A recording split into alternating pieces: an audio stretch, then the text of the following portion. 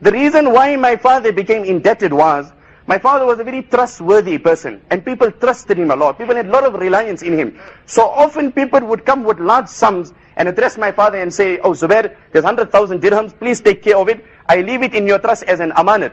My father would decline. And my father would say, no, I'm not going to take it as a trust. For the simple reason, subhanallah, I wonder if there are humans like this in the entire world. My father would decline and say, no, if I take it as a trust, as an amanat, and then it gets misplaced, or it is stolen, without negligence on my part, then your money is gone.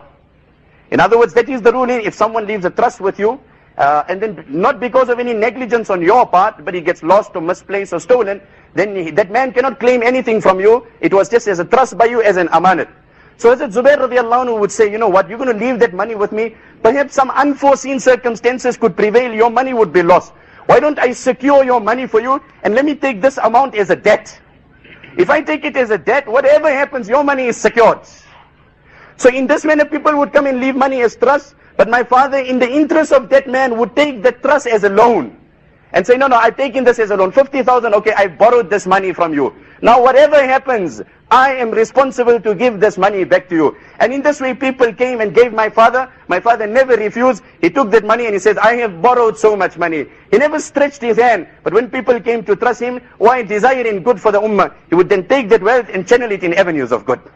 Brothers, once upon a time, this was the quality of a believer. Sayyidina Yusuf alayhi salatu was salam, his brothers who had animosity for him, who had hatred for him, and who had plotted his assassination, the Quran makes mention, فَلَمَّا ذَهَبُوا بِهِ وَأَجْمَعُوا أَن يَجْعَلُوهُ فِي غَيَابَةِ الْجُبِّ وَأَوْحَيْنَا إِلَيْهِ لَتُنَبِّئَنَّهُمْ بِأَمْرِهِمْ هَذَا.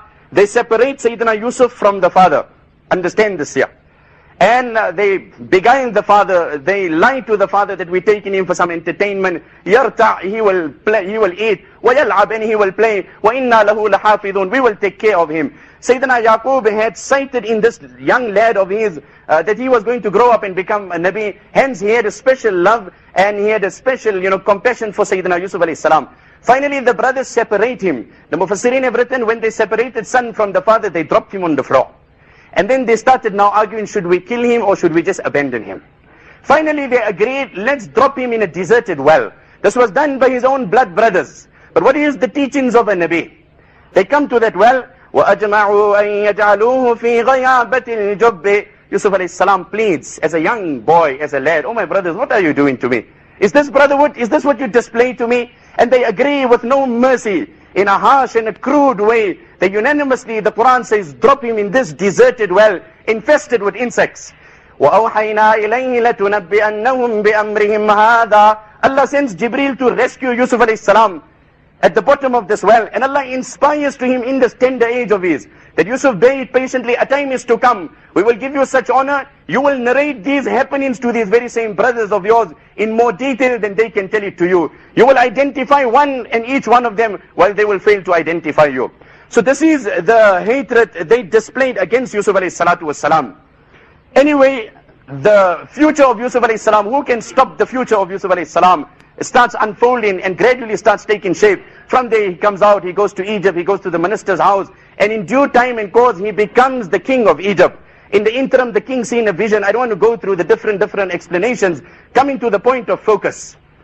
The king of Egypt sees a vision that 7 thin cows have been devoured, or 7 fat cows have been devoured by 7 thin cows, which denoted 7 years of prosperity and then 7 years of famine and starvation. Finally, that period came after many decades had passed.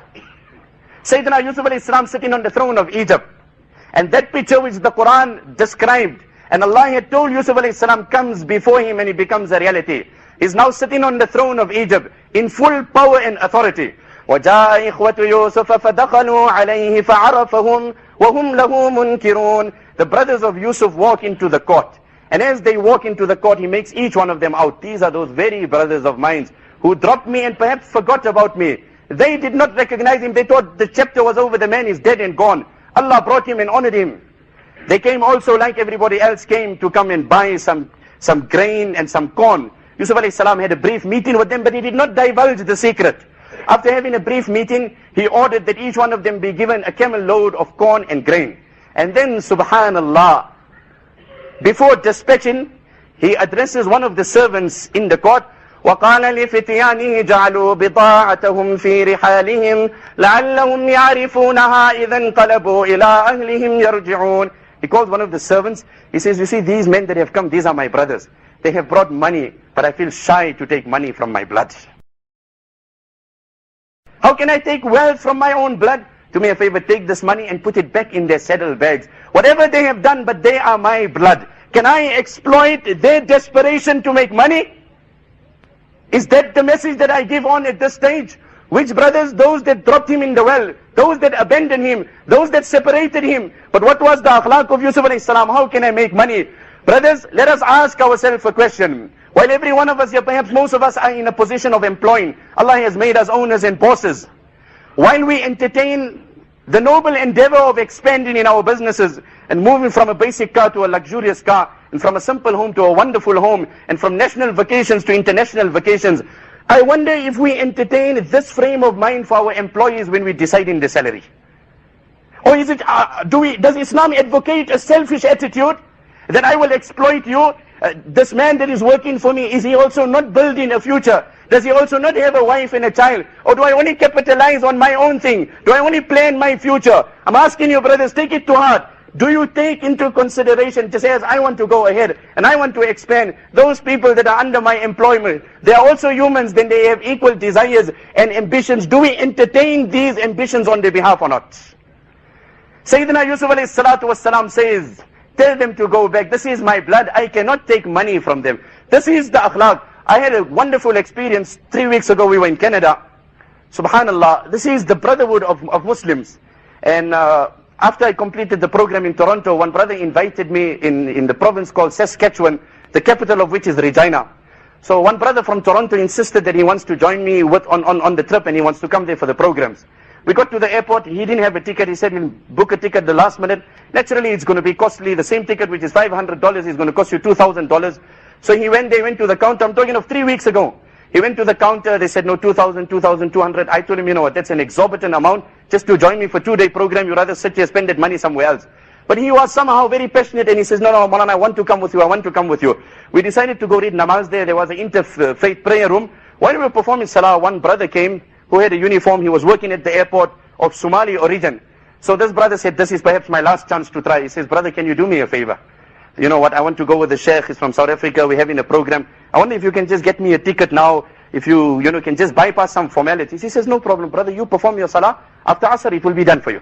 He took the ticket, he just waived the late booking, and he did it, and he came and he gave it, and he said, make dua for me on your way. That brother, wallah, left an indelible impression on my heart and mind. We didn't know him from a bar of soap, but just on the grounds of this is a Muslim brother, I can make life easy for him. He took duas for me, and wallah, he taught me a lesson. Brothers, this is the nature of a Muslim. Wherever he is, the Quran says to teach good, to make things easy for someone, to simplify. Take the incident of Sayyidina Musa alayhi salatu wassalam. There is a warrant of arrest for him. He kills a person innocently in Egypt. Finally, one brother comes to him, a Muslim, and tells him that, you know what, Fir'aun and his men, his intelligence want to locate you. Why don't you leave Egypt and go? So what inspiration, he then flees from Egypt.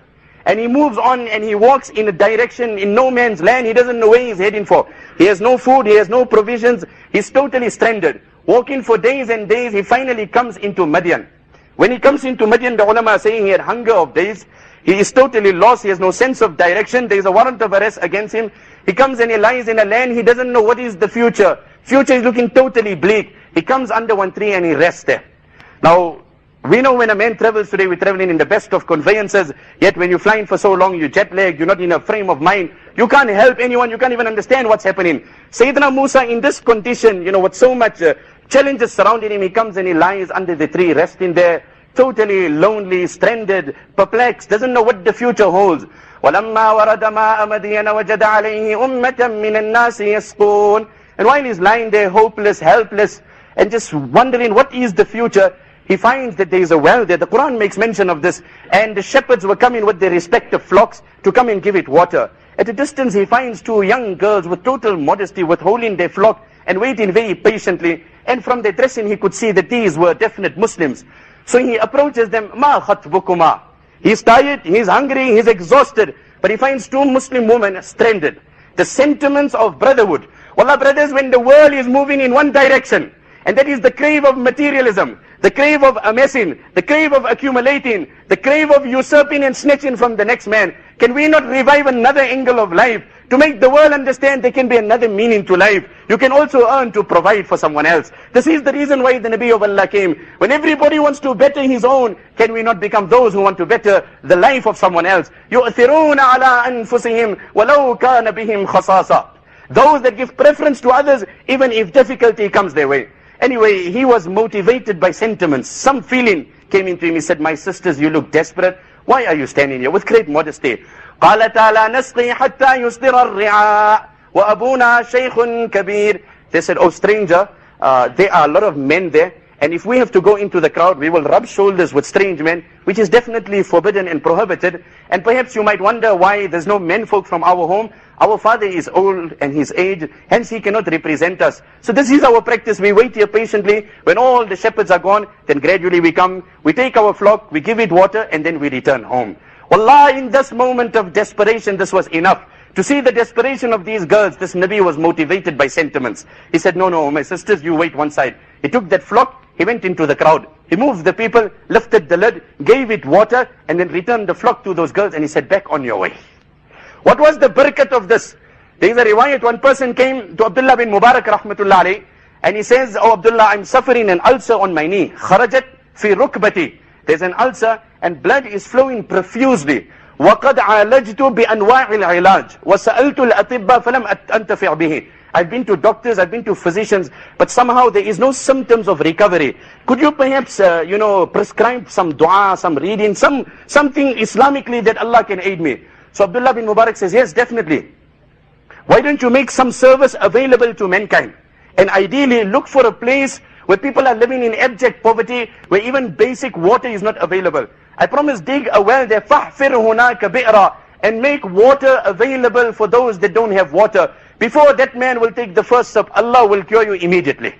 This man got happy and he went. Nabi alayhi salam says in one hadith, that person whom Allah has given wealth, fame, authority, he must understand after Allah has afforded him these opportunities, Allah will direct some of his creation towards him to have their needs fulfilled. If he understands that this is the due of what my Lord has favored, and he will respond and avail himself in the name of the honor, the fame, the respect, the dignity, the wealth that Allah has given him, then Allah will multiply what he enjoys. But if he will decline, Allah will snatch. If he will decline, the one, look at the such deep words, the one whom Allah has favored, he must understand, coupled with those favors will come the needs of creation. Perhaps your brother, perhaps your neighbor, perhaps your sister, someone would see into it that after all this is a friend of mine, this is a relative of mine. He will build some hopes in you. Allah will direct his creation. If you will capitalize, Allah will increase. If you will abuse, Allah will snatch. So he says, I went to that place, I dug a well, Allah cured me immediately and permanently. Anyway, Sayyidina Musa, look at the barakat. I end with this, brothers. Serving one person, making the need, making it available. When Sayyidina Umar was walking and patrolling the streets of Medina, and he seen a caravan that came there and they were stranded, he said, told his servant, on the day of Qiyamah, Allah will judge me, that how have I welcomed these people? He went, he arranged for some food and provisions, he brought it, he gave it to them. The woman then put up the pot of food and she was cooking, and then the children were playing. And he stood one side and he just observed the picture. Then he told his servant, do you know why I am standing here? So the servant says, no, I don't know. He says, when I came, I seen these faces were sad and grieved, and they were in full of sorrow. Now I see them smiling. It just brings joy to me to see one Muslim that is happy. May Allah Ta'ala inspire us with that akhlaq. Wa akhiru da'wana alhamdulillahi rabbil alamin.